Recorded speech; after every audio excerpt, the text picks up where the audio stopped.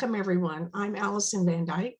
I'm the chairman of the Temple of Understanding, and I'm happy to announce this program today, One Earth, One Chance, UN COP15.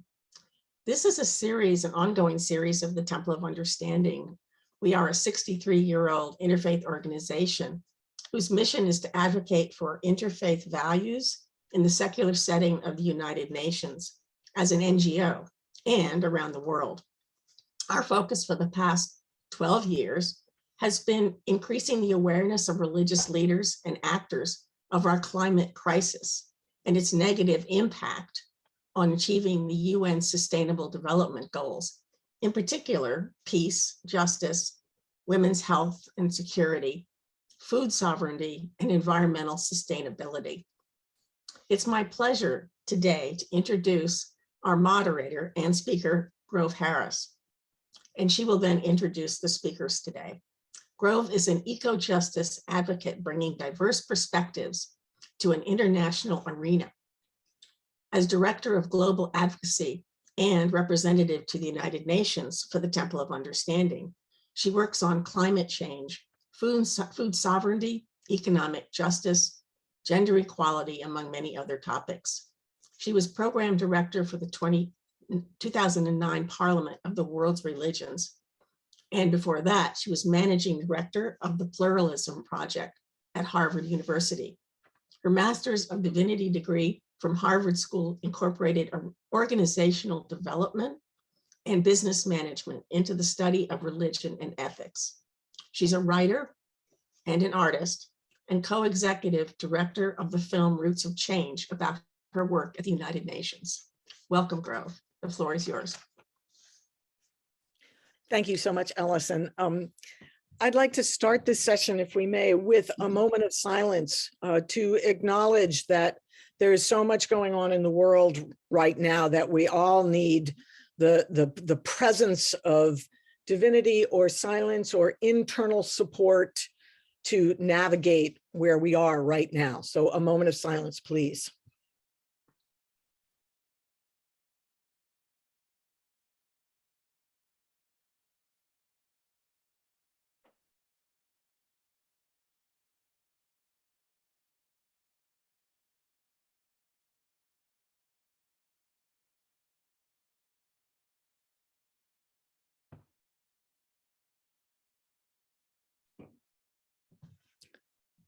Thanks, everyone, so much.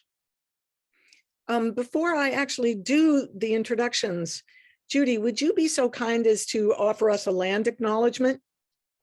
Thank you. Yes, I would. I work and play in Mi'kma'ki, which is the unceded territory of the Mi'kmaq people in Nova Scotia. I'm currently working in Piganchicum First Nations, which is under Treaty 5.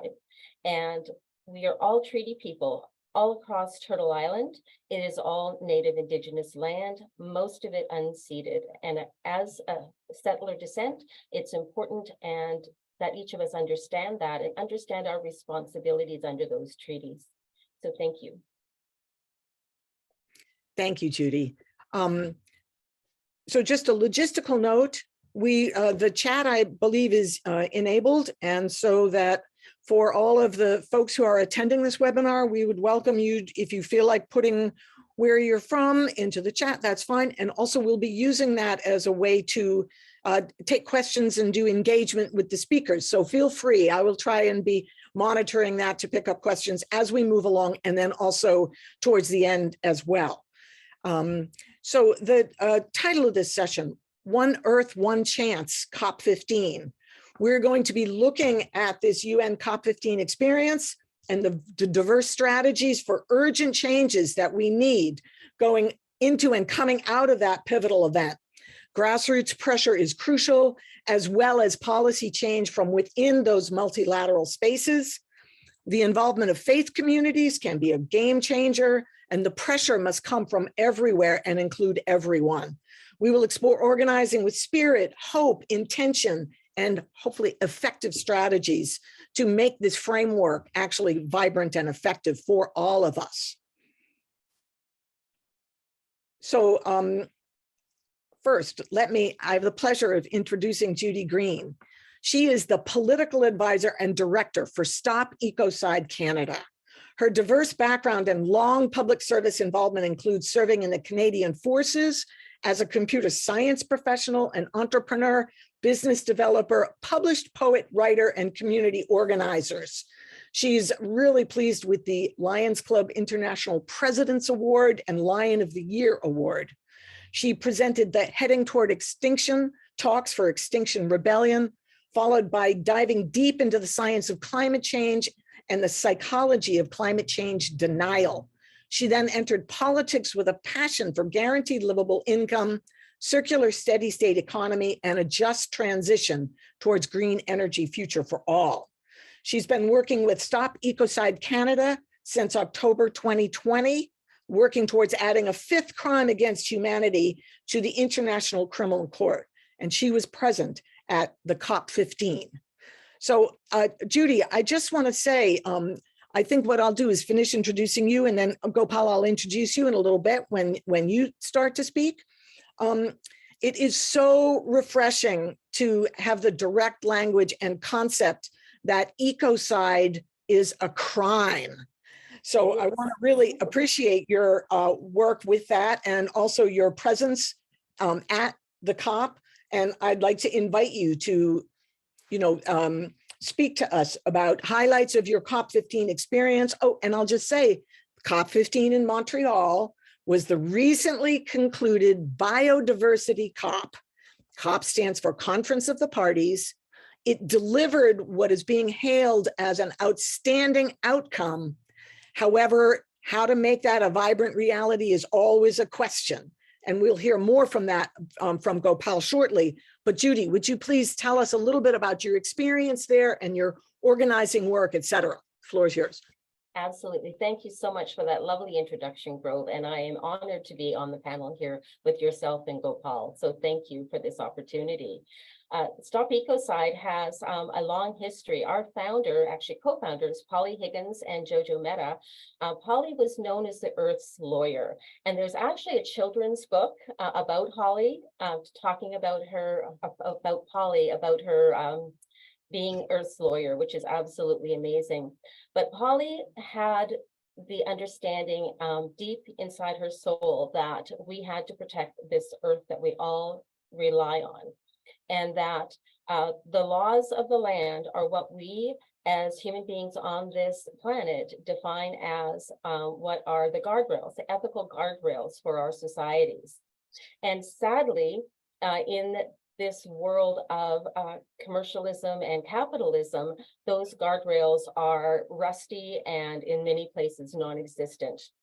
And so, yes, we would like to change the whole worldview, but we don't have time. The urgency of the climate crisis, the urgency at the rate at which we're losing diversity and whole species on this planet make it critical that we work within the systems that we currently have.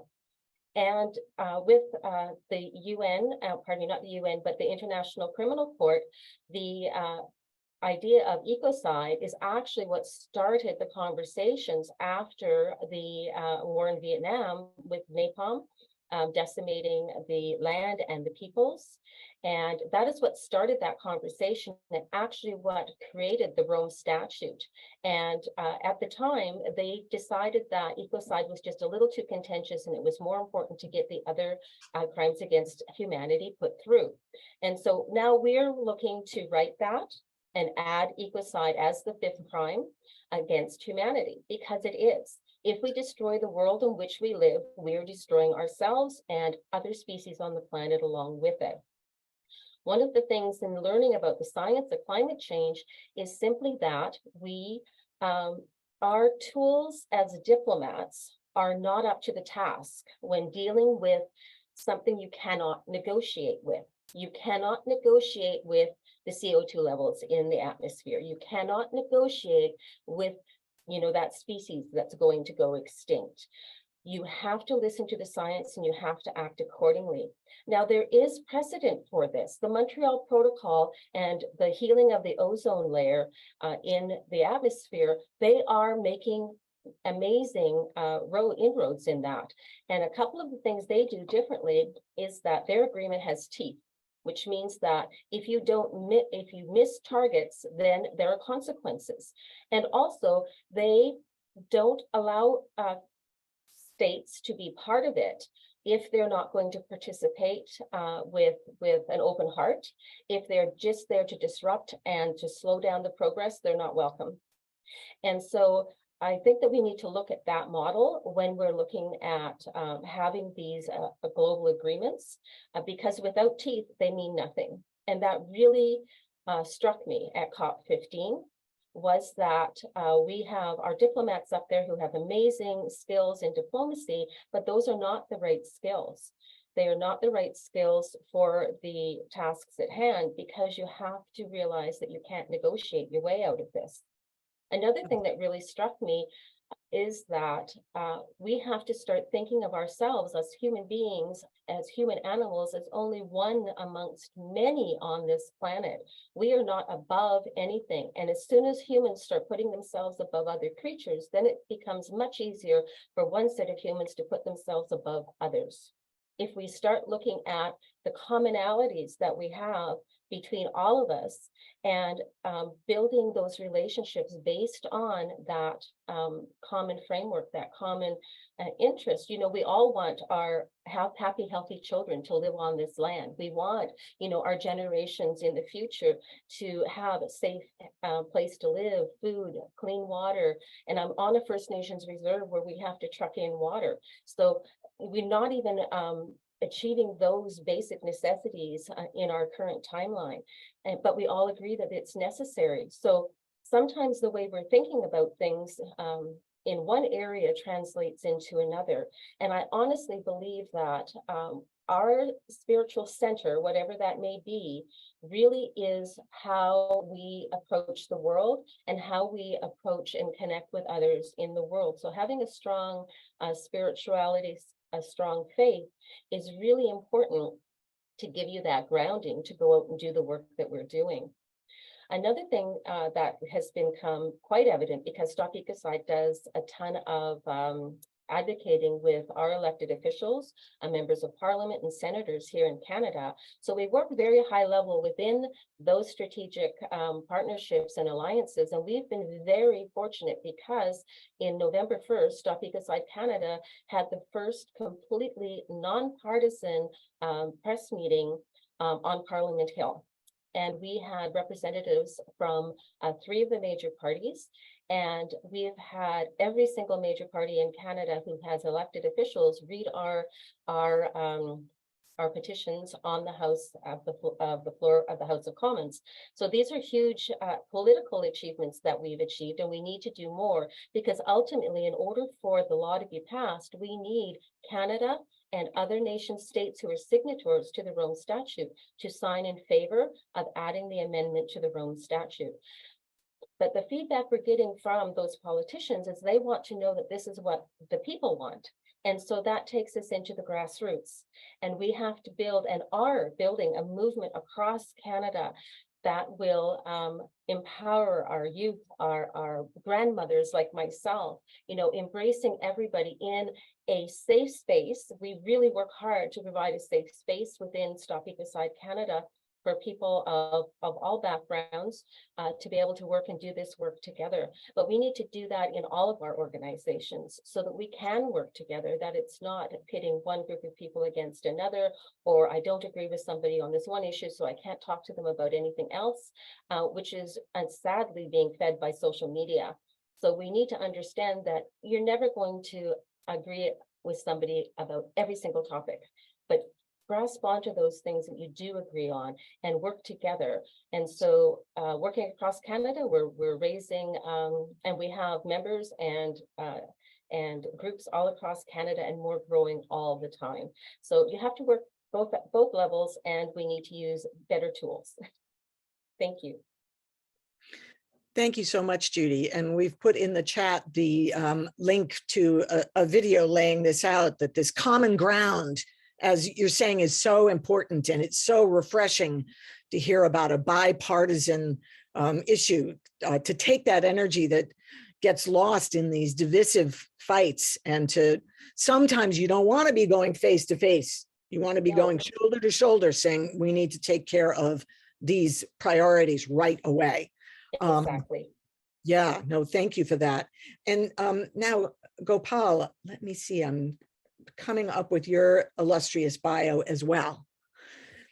Gopal D. Patel is a faith-based environmental activist, campaigner, and a consultant.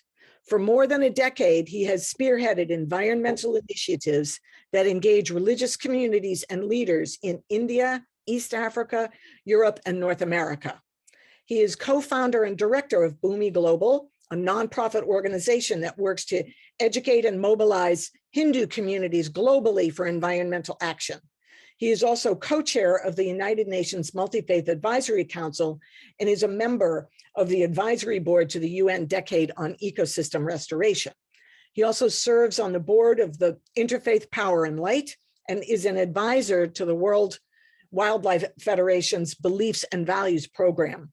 Born and raised in England, he currently lives in the New York City metro area and was the co-coordinator of the faith's presence at COP15. And Gopal, I want to congratulate you again on leading a process that had a build up with people attending meetings in different settings around the globe for a long period of time, and then an inclusive process to create a common input statement.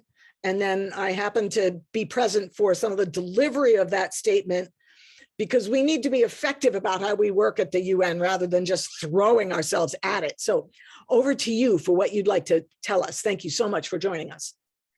Thank you so much, Grove, for having me. Thank you, Judy, for those remarks, and Grove, thank you for the kind words. One of my litmus tests of when I do this work is Grove happy?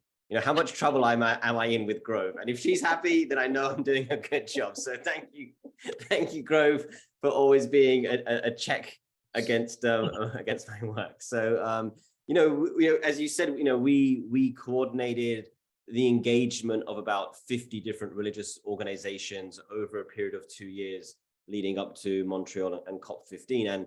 And just to step back a little bit and to highlight what Judy was saying, the reason this work is important is because in the last 50 years, we've lost 70% of all global biodiversity, which is shocking, absolutely shocking. In some parts of the world, it's 90%. And so we are literally losing the fabric of life, everything that we depend on. And it's because of our own behavior. It's because of habitat loss, of overexploitation, from pollution, and climate change as well, which is the other kind of environmental process that we're aware of.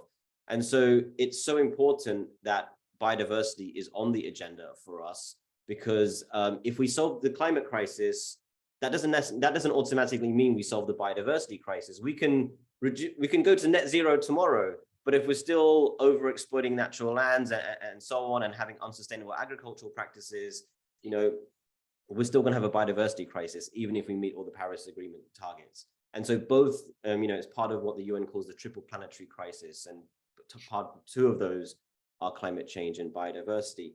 And so it's so important that we engage. And the Montreal framework, the Kunming Montreal Global Biodiversity Framework, it's always a mouthful when you're working at the UN. It is a roadmap or a framework for transformative action. But the way I think about it is, coming from a religious background and working with religious people, we are used to having nice pieces of paper or nice books or tablets or whatever they are with nice words on them. But nice words aren't enough. What needs to happen are people need to live by those nice words. We need to form institutions and structures and programs to get that out into the world. It's not good enough just to have a piece of paper that say nice things. But there are some nice things in the Global Biodiversity Framework. I know, Grove, you were very happy that there's a target specifically, I think it's target 23, that talks about in making sure women are 50% of the decision-making processes when it comes to issues around biodiversity. There's a lot in there around ensuring Indigenous peoples and local communities are involved when it comes to their lands and their rights. Youth is another aspect of the Global Biodiversity Framework. The targets of protecting 30% of all biodiversity by 2030 is something else that that was hard fought over, and there was some contentious issues around that. So there's a lot in there that is to be celebrated, that is good, and it has the potential to transform the way we live and interact and see ourselves, as Judy was saying, with biodiversity, with the natural world. I think there are some challenges or some things that we wish were in there that aren't. One of them is, again, as Judy was saying, you know, in the, I don't know what it's called, but the ozone layer convention, the Montreal Pact, or whatever it's called, you know, there is some teeth to that. And this framework, like the Paris framework, lacks the legal kind of teeth, you know, so it's all voluntary. There's no mandatory requirement to ratchet up, you know, your commitments if they're falling short of where we need to be. So that is a concern. And I think one thing that was really interesting for me that came out of this process was the business community were pushing for mandatory disclosure in terms of their biodiversity impact. And the member states were pushing for voluntary disclosure. And I thought that was really interesting, that the business community were asking for more than the member states were willing to do. You know, usually it's civil society asking for more that the member states are wanting to do. But the fact that the business community was pushing hard for mandatory disclosure and the final framework says it's going to be voluntary, I think it's very important, because I think business is another key community that needs to be on board and is on board in very significant ways. So a lot of good. We don't always get what we want. You know, we learn that as children, or hopefully we learn that as children, but there's a lot in there that is good. And it is up to all of us, regardless of where we're coming from. We're coming from a religious, spiritual lens, or a business lens, or a youth lens, or Indigenous lens. It's up to all of us to now make this framework a reality, because it does have the potential to significantly reorientate the way we engage and relate with nature. Thank you, Gopal. And you touched on the relationship with business, which is so critical and contentious. And are we talking about corporate capture in some settings, and in other settings, we're saying businesses understand that they will not survive unless they continue to work with this incredible crisis and retool their businesses? And how do we hold both of those and make sure everybody's at the table? So thank you. That's a very fascinating tidbit that you offered about the outcome of the COP15. You know, for myself being there, I also just look at tiny, simple things. I was very proud of Montreal for the way they addressed health, that everybody took a rapid test every single day that was provided by the organizers, and masks were required and provided, that they really took that healthcare very seriously. And one takeaway was the badges for that conference, instead of going into a little plastic holder, were simply printed on a piece of paper that was a little heavier weight. And I mean, these are the practical things that when we pay attention, which is a serious effort and requires some mindfulness, but there's so much that we can stop doing that does not detract from our quality of life. Those badges, the plastic is just not necessary. And this is, you know, again, Gopal, to bring in the pollution as the other aspect of this crisis. And the wonderful thing is that the criminalization of ecocide undergirds all of those pieces. So Gopal, if you don't mind, I'd like to continue to stick with you in thinking about, in terms of delivery of this, you've said the faith traditions are coming, and in a way they're coming in strength, because we're not negotiating an interfaith statement per se. Each faith tradition is saying we are responsible and we are going to reach out to our constituents. So there's one piece about that. And then if you would talk about your work with Boomi Global and how you are bridging to how we're going to make this real on the ground, the networks that you've built. Sure, yeah, happy to grow. I think for the faith communities, you know, we're still in a process of processing the global biodiversity framework and trying to understand how we can be partners in the implementation of it and learn the lessons of Paris, which was a great framework. There was a lot of excitement initially after, and now I believe that process is a little bit stuck. And I think, I'll be honest, I think the faith communities that engage with that process are also feeling a bit stuck in terms of how do we move things forward. And so I think two things. I think firstly, I think we're already doing a lot when it comes to faith and biodiversity. What I've learned over, because I come from the climate space predominantly, what I've learned in doing biodiversity over the last couple of years is that a lot of faiths are doing work on biodiversity, a lot of faiths are doing work on ecosystem restoration, but they call it climate change work because that's just the label that we use. It's like it's the word we use when we talk about anything when it comes to the environment. But climate change is very specific, and biodiversity, ecosystem restoration, pollution are separate but interconnected causes. And so I think one thing is that we're already doing a lot. We're planting trees, we're restoring rivers, we're making gardens for pollinators to come. We're already doing a lot of positive biodiversity work. And so I think it's leaning into that, seeing what we're already doing and how we can ramp it up. And I think for faiths, the reason I moved to biodiversity is because I think it's a much healthier, wholesome story. It's so much more enlivening to talk about forests and oceans and birds and flowers. It just brings so much joy. If you go to a local place of worship, what's the conversation? Oh, for climate change, reduce your carbon emissions, put down a lot of money, put up a solar panel. It's not that inspiring. But if you say, why don't you build a garden? Why don't you sponsor a forest in another part of the world? Why don't you see how you can enliven your young members around the importance of nature? It's much more wholesome, positive story. And I think that really resonates with the human spirit when we feel like we can doing something positive to contribute rather than trying to pull back to minimize harm, right? So I think there's a lot we can do already. And I think your second question, and the second part of the faith thing is finding allies. Another realization I've had recently is that faiths, we have messaging, we think we have all the answers, although we don't, but we think we do. We have a lot of the answers. But what I've realized is that the scale of the crisis and the urgency requires all of us now to move as quickly as possible. And we as the faith community, we don't have that. That's not in our toolkit. We don't know how to move at speed, at scale. And so let's find the partners that can help us do that, right? And those partners are all around.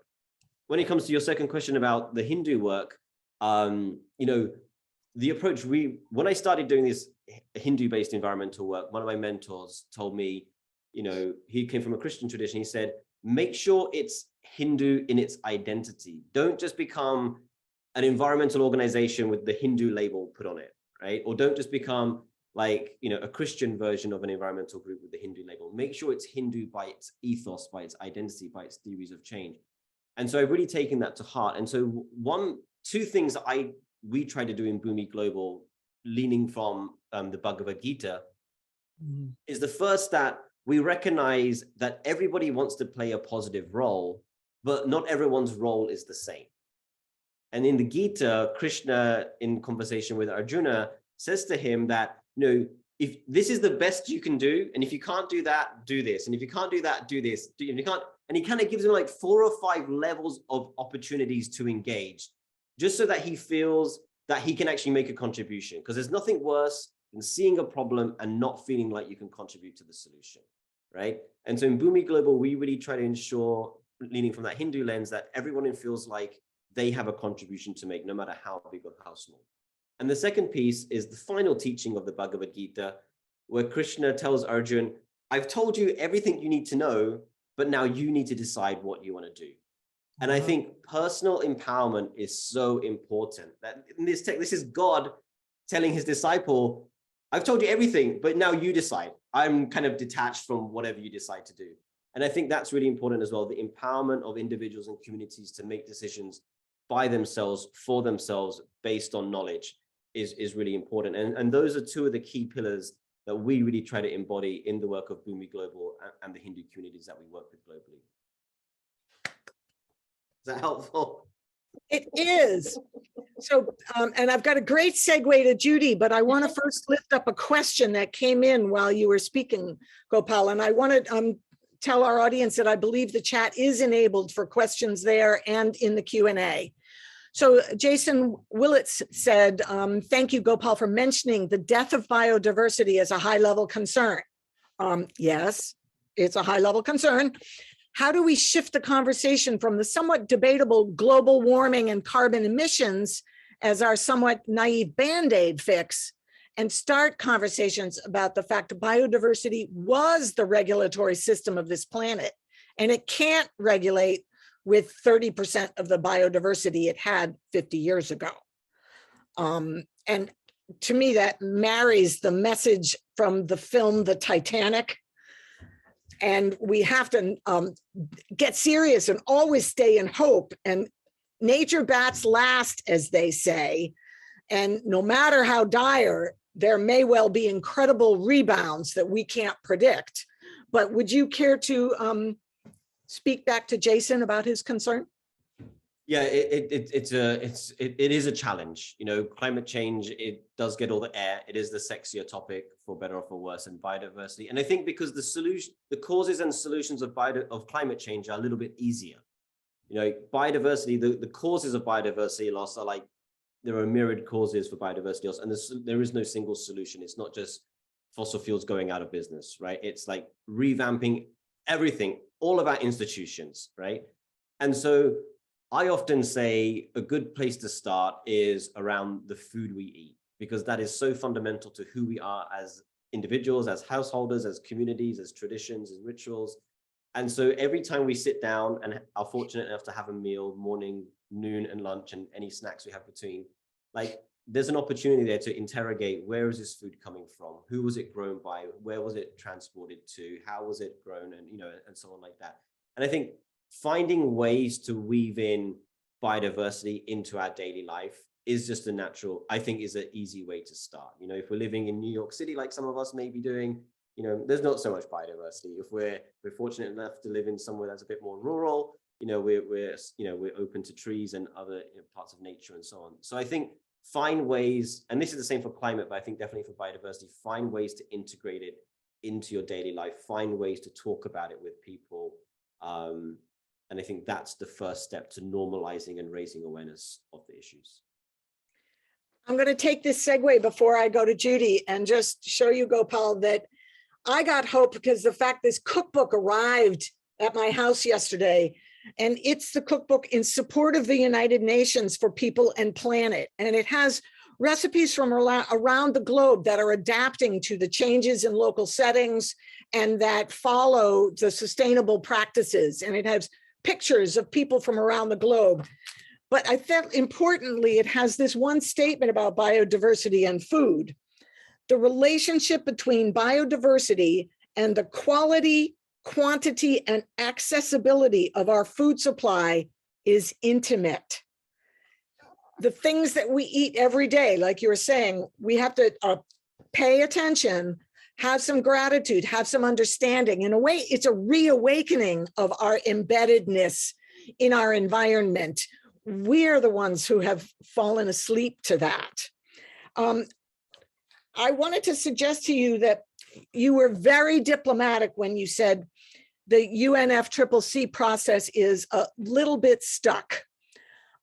This is the kind of language that we diplomatically use in our work, when what we've heard is that rather than the COP15 in Montreal, where our physical space was offered to us free as members of the community presenting, that same kind of space is going to cost $300,000 for the next COP. When I hear that, let's just say it's more than a little bit stuck. And Judy, I wondered if you would speak with us about your connections with youth and what kind of language speaks to them and how they're responding to your work about calling ecocide a crime.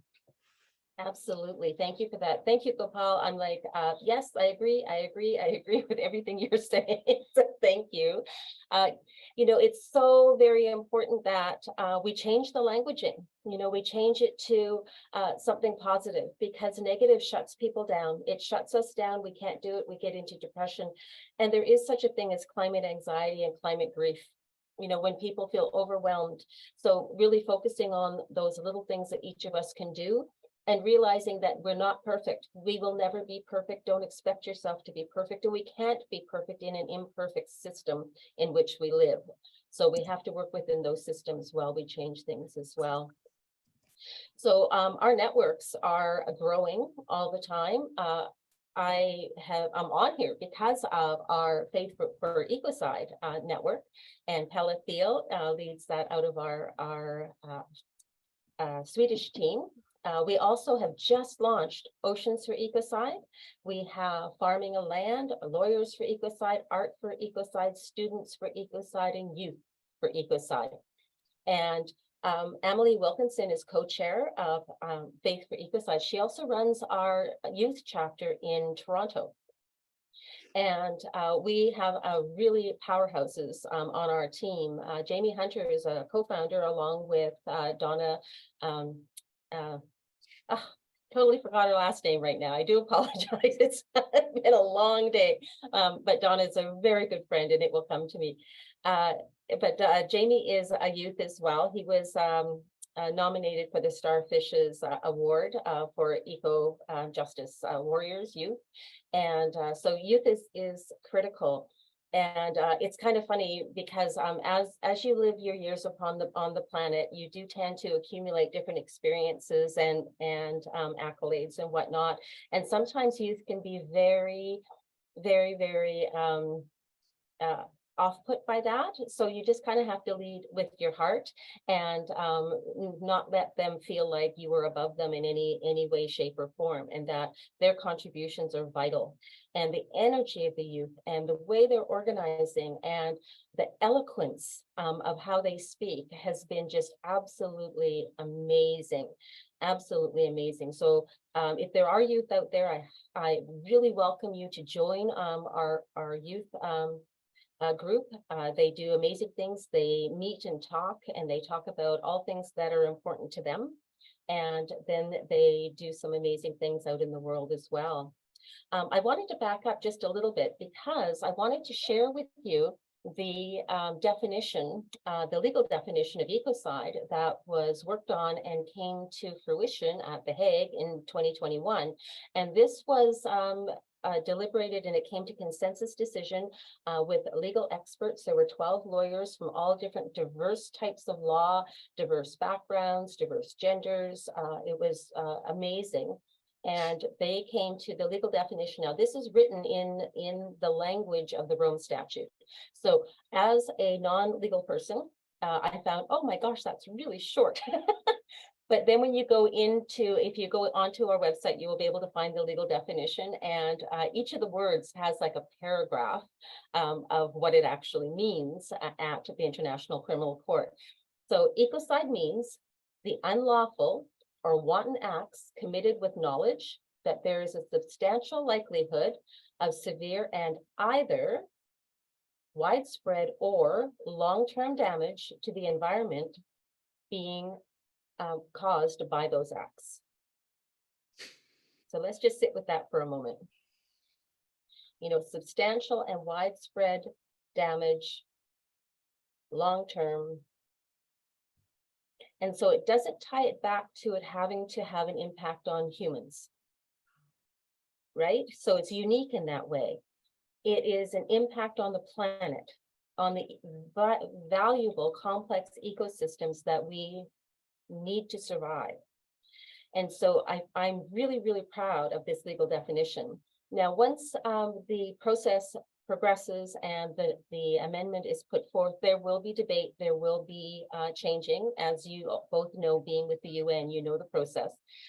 There will be some changing to the wording, but it will be substantially that going forward.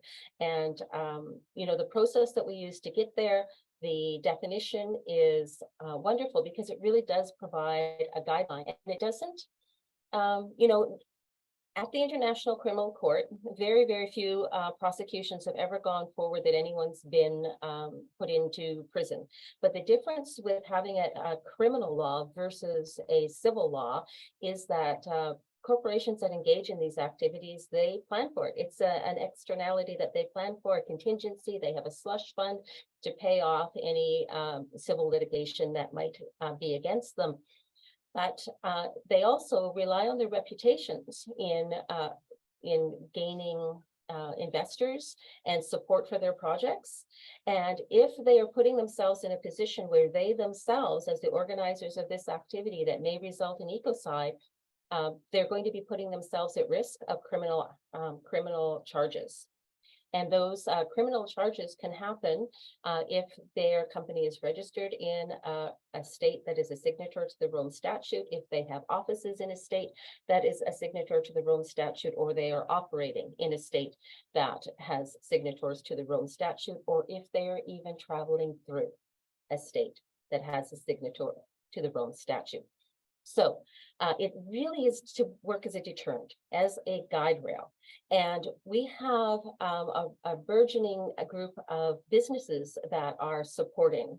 The business community is really embracing this because it levels the playing field for them, right? So the companies that want to behave ethically, their costs are a little higher. And then they're competing against the companies that are not behaving ethically, and it's not a level playing field. So by having these ethical guardrails in place, it does level the playing field, and it raises the expectations of corporate behavior on our planet. It's always, as I've done business coaching as well, and it's always struck me that it was odd that we chose as human beings on this planet to give corporations personhood before we give the planet personhood. And where a corporation's only legal responsibility is to make money for the shareholders. So there's no ethical guidance. Now, there is starting to be a new type of corporation called a B Corp, and I kind of call that like a corporation with a conscience, because there aren't ethical guide rails that are built into that structure. So there is movement in that area, which heartens me very, very much. So it's important that we don't demonize corporations, or we're not anti-capitalist. It just means we need to all be walking more softly upon this planet. I think of the peoples who were guardians of this land for millennia, literally tens of thousands of years before white feet walked this soil. And they did so without disrupting the ecosystems in any negative way. They did absolutely influence, anytime we're interacting with nature, we influence it one way or another. But they did so knowing that they had a responsibility to their ancestors 7 years behind them, and to the 7 generations in front. And it broke my heart when I was on the campaign trail in 2019 for a federal government, and I was asking one grandfather, you know that the situation on the planet, that your grandchildren's lives are going to be very different than yours. And he flat out looked at me and says, I made my way in the world, they'll make theirs too, not my responsibility. And that floored me. That absolutely floored me, because we can't afford to have that attitude. We simply can't. We have to be working together to make a livable future for our children, our children's children, and all the children of the world. And unfortunately, there's a disproportionate negative effect on the global South.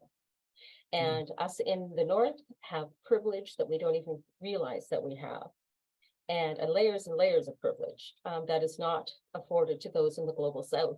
And they are the ones who are seeing the effects. We work quite closely with the Vanuatu and the Maldives, and they're going to be underwater in my lifetime. And I'm old. So it really hit me that, and that was really my driving force in 2018, was that my grandchildren, what am I going to say to them? And it wasn't so much that I thought I could change the world, it's that I couldn't not try. I couldn't not try. Thank you. Judy, thank you so much. I think a number of voices that I keep hearing say the way to navigate eco-anxiety, or anybody who is present is wondering in where I am, why it's more than 50 degrees in February and it looks like we might get 0 snow this month. And that it's about action steps and immediate. And then the framework that you're talking about, we're not waiting for the ecocide law to come in play. We're putting up the signpost now. Accountability, we see you.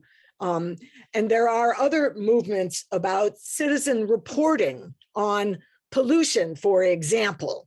So we could ramp that up fast as well to say, like, and there are pictures. The mountaintop removal is, you know, visually devastating to look at. And if we can start to say, hi, here's a picture, this looks like ecocide. And then all of us are accountable, like you said, not just the businesses, because they're providing the energy that we in fact use. And then to think about the migration crisis, how many of us have the skills to open our homes to the people who are needed? And right around me, I see all this building going on to make new expensive homes. So it's really difficult. I want to. Oh, can I just interject one thing here? Yeah. Grove, I just wanted to say that I was quoted when I was mentoring a local environmental hackathon, and these youth came from all over North America and were coming up with their climate solutions and worked intensively. And as a computer scientist, I've done hackathons in the past coding, so it was a similar format. But they loved that I said that the remedy for despair is action. So the remedy for despair is action. So when we're feeling despair around climate, it's critical that we find some way to take action, if it's a small step or a big step. But you also have to, as you said in the opening, that we have to be careful about our own energies and not to overextend ourselves and burn ourselves out, because the work we're doing is critically important and the earth needs us here doing it. So we do have to take care of ourselves and be mindful of what's going on with ourselves personally. And eat our fruits and vegetables and nourish our bodies, right? Yes, absolutely. I was going to mention, Gopal, I'm a whole food plant-based chef, so I absolutely agree with what you were saying on that topic. Thank you. Gopal, would you like to take a minute and talk to us a little bit more about Boomi Global and what kind of on-the-ground support you might be offering to Hindu communities who are trying to do something now? Sure. Yeah, I think I just want to say, Judy, I also have a computer science background. That's what I studied at university. So, you know, there used to be this joke that the geeks will inherit the world, and, you know, it's coming to pass.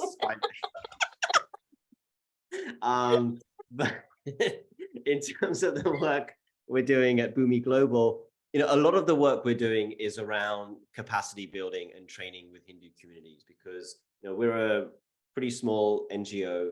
The Hindu community is vast. Majority is in India, but sizable Hindu communities in the diaspora here in North America, Europe, Australia, Africa as well. And so a lot of the work we've been doing last couple of years is just training, capacity building, helping Hindu communities understand the science, understand what's going on, and just give them a friendly nudge. Because what we found in the Hindu community is, like, there's no climate denial. There's no one saying that, you know, like, we shouldn't care for the environment. Like, caring for the earth is such an integral part of what it means to be a Hindu. It's in all of our sacred texts. But what communities do struggle with is, like, okay, but how do we do this? Or, you know, like, what should we focus on? And so in the past, we've produced guidebooks and trainings on how Hindu temples can be green. Many years ago, we did green pilgrimage projects in India, greening holy sites in India and so on like that. And so definitely that's the main strand of our work right now, is finding those communities that are doing something or want to do something and giving them the tools and kind of like the advice so they can do it. And then the second to that is, you know, as Judy was mentioning, lifting up young people, you know, so finding young Hindus across the world who are doing good work, who just need a bit of a leg up. Because again, I think what we're finding in the Hindu community, which is the same in a lot of other religious communities, at least in the West, is that young people of faith don't necessarily want to go to their grandfather's or their grandmother's religious place of worship. You know, they want to do something a little bit different.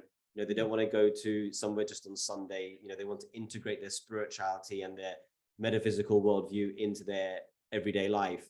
And so how do you reach those people that consider themselves spiritual or religious, but don't want to identify with their religion of birth, but still want to do something good based on that moral, ethical foundation of that spiritual religious practice? And so that's a lot of our work as well, is like really trying to support people who want to do good work outside of the traditional structures of Hindu institutions. And that's a challenge, but I think when it comes to young people and faith, I think that's where the future is. It's outside of the pews, outside of the temples and churches. You'll find them in other places. And Judy mentioned Starfish Canada. The co-founder of Starfish Canada is on the board of Boomi Global. So, I'm very familiar with their work. And so they do excellent work. Yeah.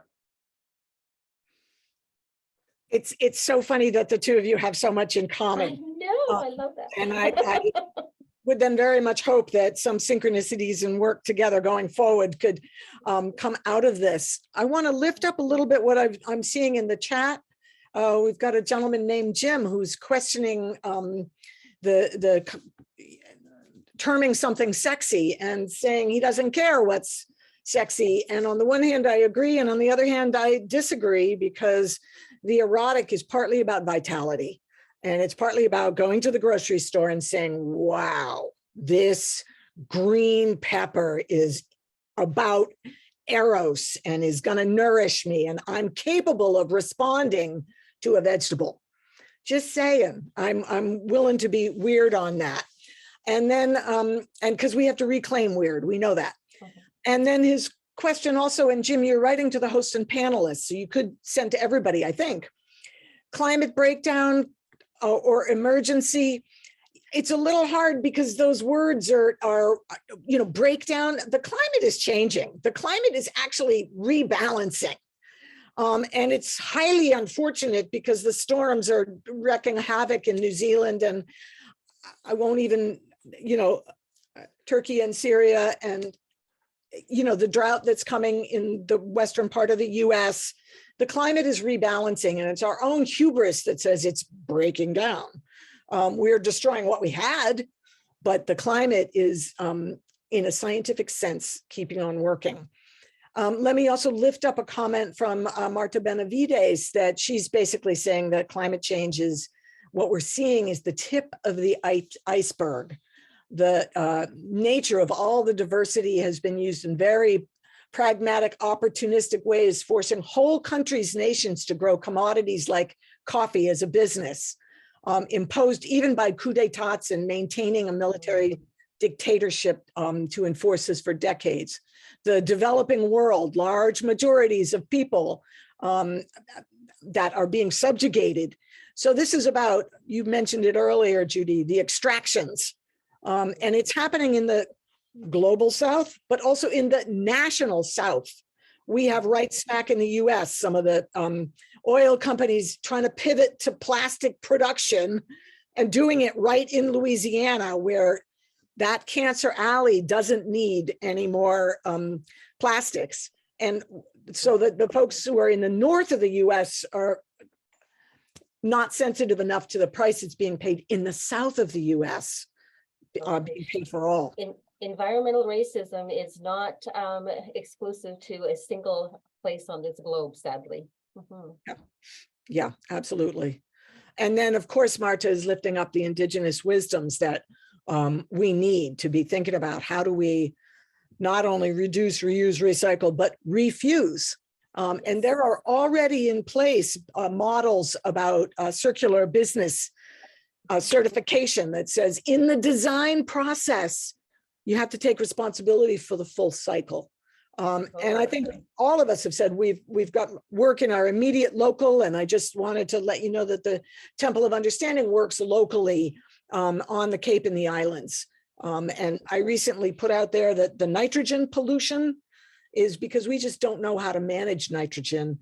And we are in too densely populated areas. The septic systems do not touch the nitrogen, and it is destroying the waterways that are critical to the Cape and beauty. And I've had to boldly say people can deal with their nitrogen differently by taking the first pee in the morning and pouring it onto a pile of leaves. Whereas instead we're looking to technical solutions and sewering and how we're going to all spend all this money and do all this stuff. So we have to get radically creative about getting back to what's more basic and real. Absolutely. And there is a couple models, Grove, and I'm sure you've heard of them. I'm a real fan of Kate Raworth's the donut economic model and steady state economy, which is basically the donut laid out.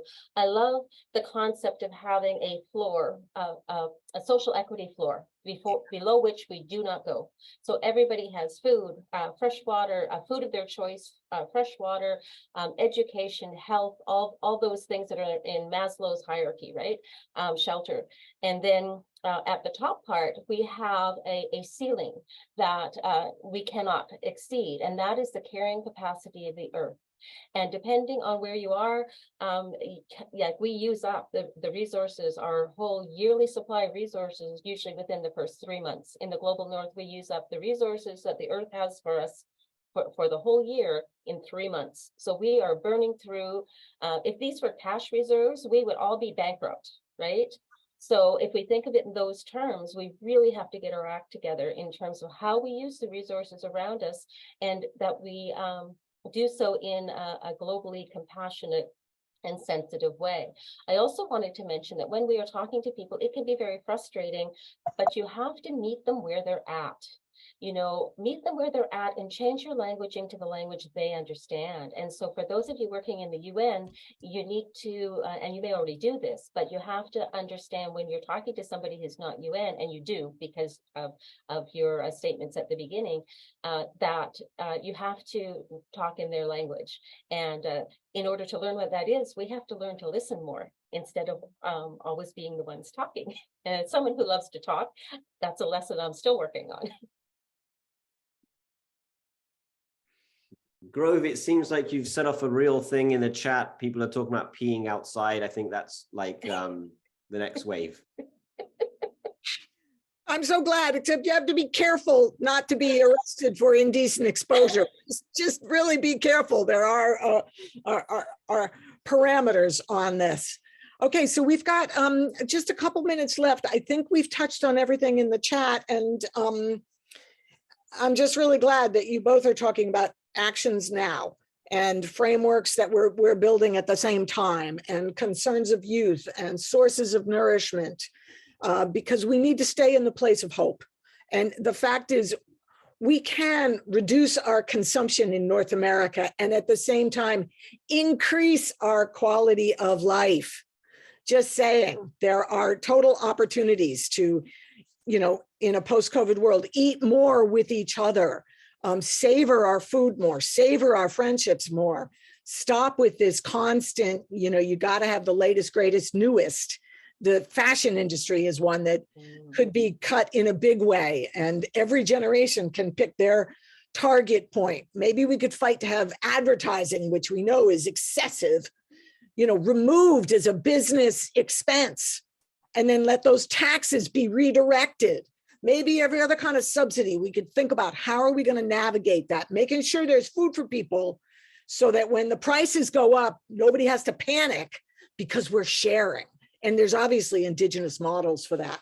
So I think people, just so you know, I think you can save the chat if you want it now, but Susie has said that she will make sure that it's available after the fact. And I'd like to give both of you, you know, each a minute to any thoughts that you want to share that haven't come up yet, or that you'd like to leave our audience with. I'd like to in the chat, I already put one book reference, which is the book Don't Even Think About It, which is The Science of Climate Change Denial. It's a must read for anybody working in this area, because then you begin to have more compassion for people who don't think the same way as you do, because you understand it's just the way our brains work. And another one, because, you know, I think what we're looking at is a post carbon world, and how that's going to be different, and it has to be. You know, cheap oil has provided a lot of things for us, but we're going to have to look at being locally sustainable in our communities. And a book I read ages ago, and it was about the end of peak oil, but he really spoke about what our societal structure would most likely have to look like in the aftermath, and it's called The Long Emergency. And so even though it's an older book, it's well worth the read. for understanding what a form of what our societies are going to have to look at. And they are already doing certain things like this instinctively, like down in Mexico, in the cities, they have whole little neighborhood groups that are all self-contained. So they'll have they'll have a grocer, they'll have a seamstress, they'll have a mechanic, they'll have, you know, all the basic necessities in that one area. And then that model is replicated all over the city. And so we really need to be looking at what we want our world to be like, because it's changing and it'll change despite us, if we don't get on the bandwagon and actually design what we want a post-carbon, you know, high CO2 level world to look like. And cooperative business models and Totally. that have sense made Yeah. work. Absolutely. Okay, we're at time, so Gopal, I'll just give you if you want to give us a brief blessing or another thought. I don't think I'm in a place to give a blessing, but I'll just reiterate what I said earlier, which is I think we all have a contribution to make. And I think the opportunity and the challenge right now is finding for us individually and collectively, how do we add value? How do we serve in this moment of change, in this moment of crisis? And I think we all have to discern that for ourselves. And in that process, make it joyful, because I think unless it's joyful, we're going to burn out. We're going to get frustrated. So let's add value in a joyful way. That is a blessing, my friend. So thank you both so much for joining us. We'll call it here. Thank you. Thank you. Thank you so much. What a discussion. Oh my goodness. Much to think about, but I love the idea of holding up youth, because we have a youth program as well, and they're just amazing. And so we're trying very hard to have programs like this with just youth organizations. And I thought your accountability idea, Judy, was great. Gopal, you're amazing. I mean, there's just, one could sit there and listen to you forever. So thank you so much. This has just been a fantastic, thoughtful discussion. And Grove in particular, you're incredible and you did a terrific job. This is a very complex subject, but I love the fact that you all are weaving all of those dots. And it's just really beautiful and really important. So I also want to thank those of you that have joined us and those of you that have financially supported this program. Our series is very important as an educational tool, I believe. The next program will be on March 30th from 10 to 11. And it's on the topic of the food crisis in Kenya is a world crisis. We have two speakers from Kenya, Patricia Combo and Daniel Wanjama, and a filmmaker, Len Morris, who represents Media Voices for Children, who's going to be speaking with us, as well as our moderator, Darcy Neal. So please join us. This time you have to sign up on an e-blast in order to get the web and go to our website to sign up for this program or other programs, since this is a monthly program of ours. Thank you, everyone. What a beautiful, beautiful discussion.